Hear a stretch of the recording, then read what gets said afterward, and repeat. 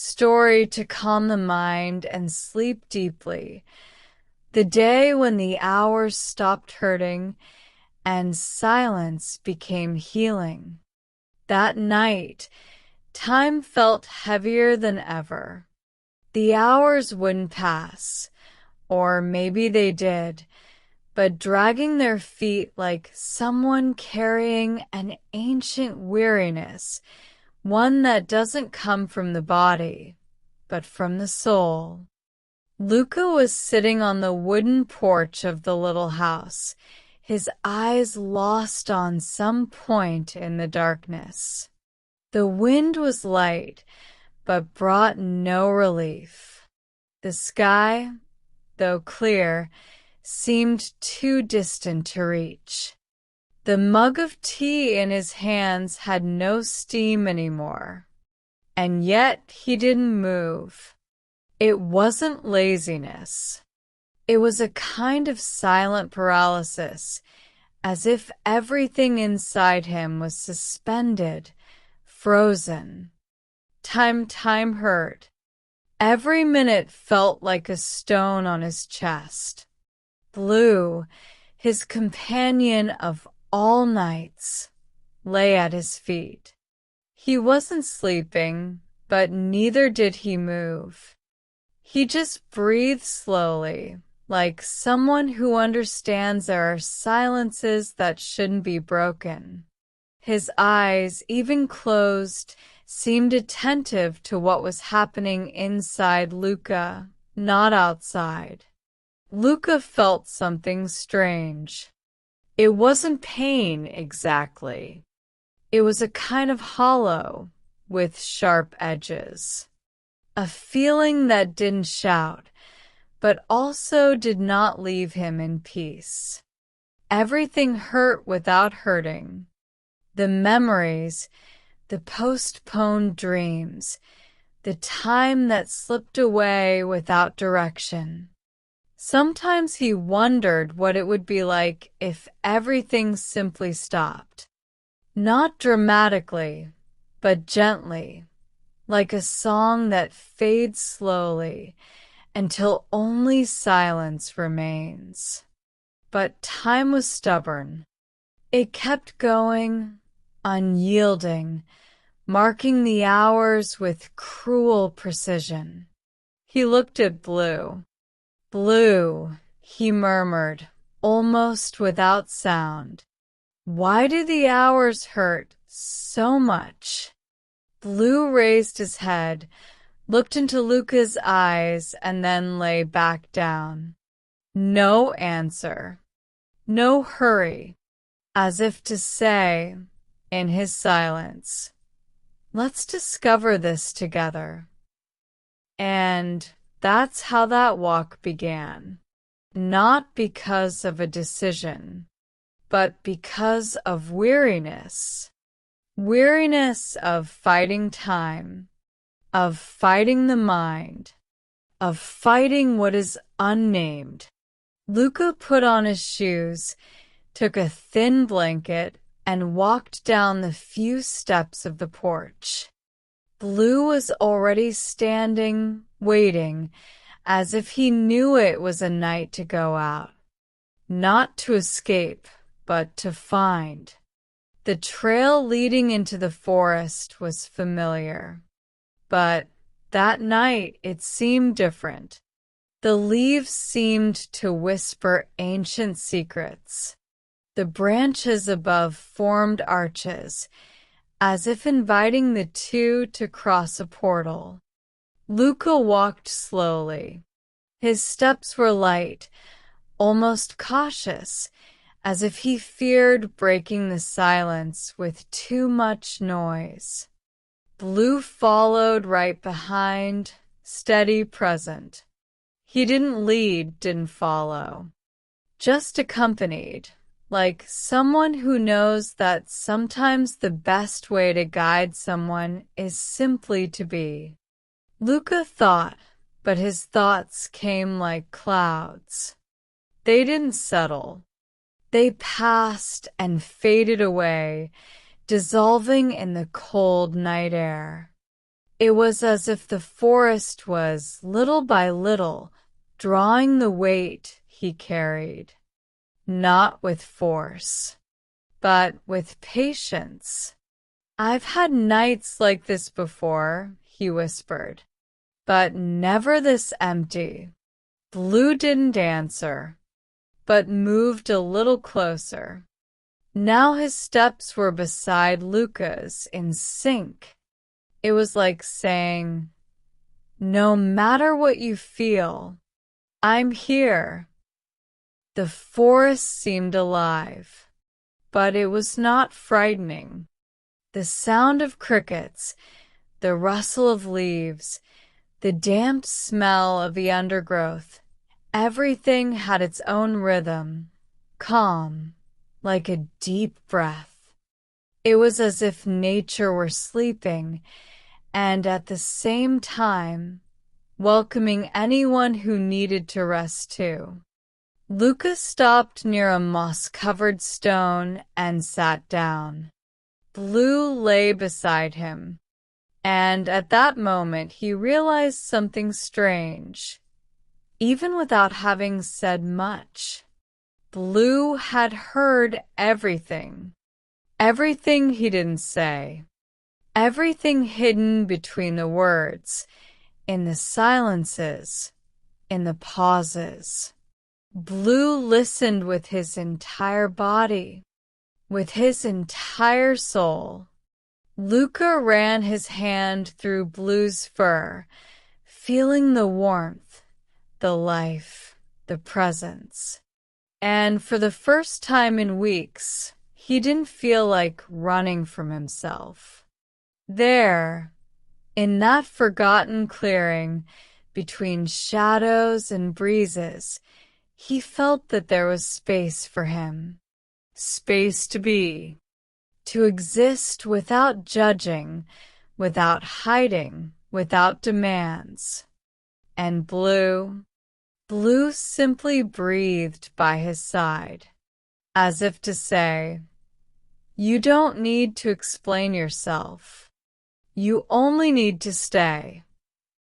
The night advanced, but within the forest it was as if time had decided to rest too.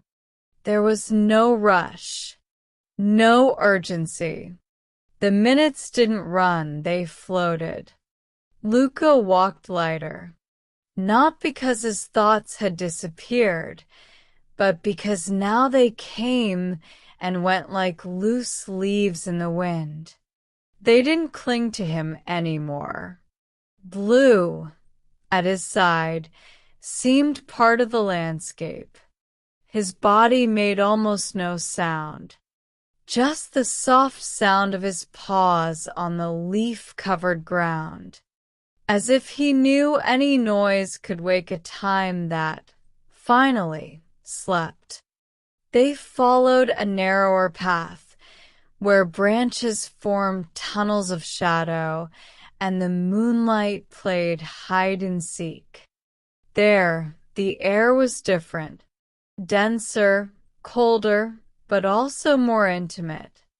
Lucca felt his heart beating slowly. For the first time in a long time, he wasn't trying to understand anything. He was simply there. And there was enough. "You know, Blue," he said, his voice trembling, "I thought I needed answers to rest." Blue didn't answer. He just stopped and looked at him. Then he sat under an ancient tree whose trunk seemed filled with memories. Lucca approached and sat beside. But maybe I just needed to stop fighting time. The forest embraced them. The sound of the leaves was like an old whisper, as if the very earth said, "You have arrived. You may stay." In that place, in that moment, there was no future, no past. There was only now. a now where the hours no longer hurt, where silence wasn't empty, but shelter. And Lucca, with his head leaning on Blue's shoulder, closed his eyes, not to escape, but to rest within himself. The silence of that night was more than absence of sounds. It was a presence, almost tangible, like an invisible blanket that spread over the entire forest. It didn't scare. It calmed. Lucca became aware that there were minutes, maybe hours, that he didn't say a thing. And, curiously, he didn't miss the words. It was as if the world, after all, had understood that the essential is not spoken. It is only felt. Blue lay just inches away from him, his eyes closed, his chest rising and falling with softness. Each breath a reminder, we're still here, and we are alive. Lucca looked up. The tree canopies hid much of the sky, but through some gaps he still caught sight of stars. Tiny, shy, silent too, as if they respected the moment. Blue, he whispered. Maybe I have spent too much time trying to explain everything. Blue didn't move, but the peace in his body said he heard. Always heard. Lucca rested his head on the tree trunk. He felt the bark's texture, the solidity of life that had grown for years, decades, maybe centuries there. And he wondered, how many silences has this tree already held? How many stories has it heard without ever interrupting? In that instant he understood. Silence was not a void to be filled. It was a sacred space where things could finally be what they are. Lucca smiled softly. For the first time that night, a genuine smile, without hurry, without reason. Just a reflection of something that was born inside. Blue raised his head, looked at him, and then moved closer. He lay with his body pressed against Lucca's, as if to say, yes, it is this. You understood. And the two stayed there, together, in silence. In a silence that, for the first time, did not hurt. It said everything. The sun hadn't yet risen, but a timid light was already sketching outlines among the trees. The night withdrew gently, as one who understands that the moment asks for continuation, not rupture. Lucca awoke without hurry. His eyes opened slowly, not out of obligation, but out of lightness. His body didn't weigh, and his mind, for the first time in a long time, was quiet. Blue remained there, in silence, but with attentive eyes. He watched as one who recognizes a rebirth. Lucca breathed deeply and, on exhaling, felt that something had changed. Not in the world, but inside. Time still existed. The seconds still ran, but they no longer hurt. They simply passed. Lucca rose slowly, stretched his arms, and looked around. The forest was the same. The trees, the smells, the sounds. But everything seemed more gentle, as if the world hadn't changed in shape, but in rhythm. And he realized what hurt before was not time itself, but the way he inhabited it. The anxiety of arriving, the guilt for having stopped, the fear of not coming back, all that dissolved in the sacred space of that night. "Blue," he said, nearly smiling. "The hours don't hurt anymore." Blue wagged his tail softly. He confirmed, without speaking. They walked back in silence. The same path, the same branches, the same sounds. But now everything was new, because Lucca was new. Each step was presence. Each sound was listening. Each second was peace. When they reached the edge of the forest and spotted the little house, Lucca paused for a moment. He looked at it as if seeing it for the first time. The home wasn't different, but now he knew how to live in it in a new way. And at that exact moment, the sun broke through the trees, casting a golden beam over them. Not like a glorious finale, but like a morning whisper saying, "You crossed. You may rest."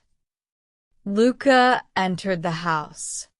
Blue lay on the rug, as he always did. But this time, there was something in the air. A light silence. A time that didn't press. A now that embraced. The hours kept passing. But they no longer hurt. Because when the soul rests, time also rests with it. The return home was not an arrival. It was a continuation. Lucca entered, but he no longer felt like someone who needed to hide. The house was small, silent, made of wood and memories. But now there was space inside it, and more importantly, inside him. He lit a candle on the kitchen table. The light was warm, flickering, as if dancing in rhythm with the calm spreading in the air.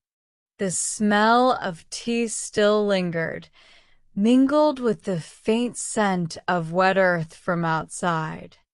Blue watched everything with serene eyes. There was no rush, no tasks. Just what was. And what was enough.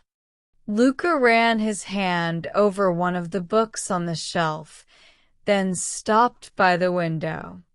The sun was already climbing with more courage, coloring the leaves with golden tones. Out there, the world moved. People, perhaps, were already running. But in here, time moved slowly, with meaning, with listening. For the first time, Lucca understood that time could be a home, not an enemy to conquer, not an uncompromising judge, but a house without closed doors, a house where seconds were soft steps in the hallway, where minutes sat at the table without demanding conversation, where hours lay on the couch without hurry to finish. Blue walked over to him and rested his head on his leg. Lucca crouched down, embraced him, and in that gesture was everything that couldn't fit into words. "I think now I can live in myself, Blue," he whispered.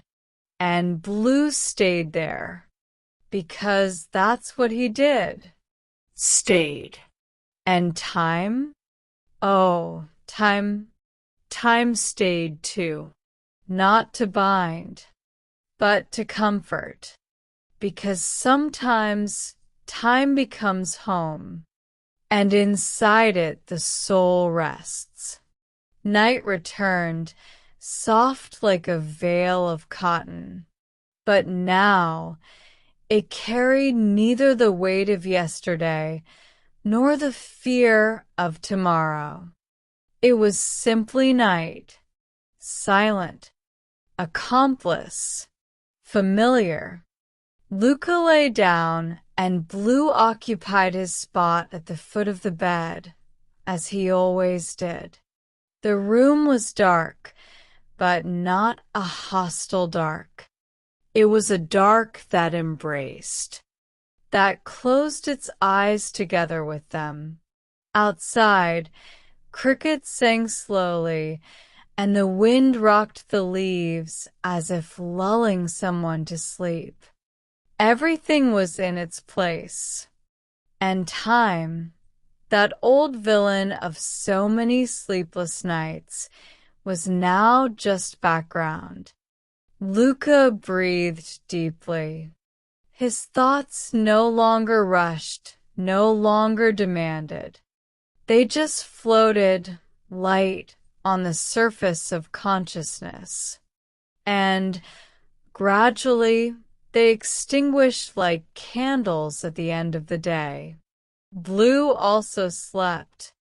His dreams, if any, must have been made of open fields, sounds of streams, and the tranquility of knowing that everything is fine, exactly as it is.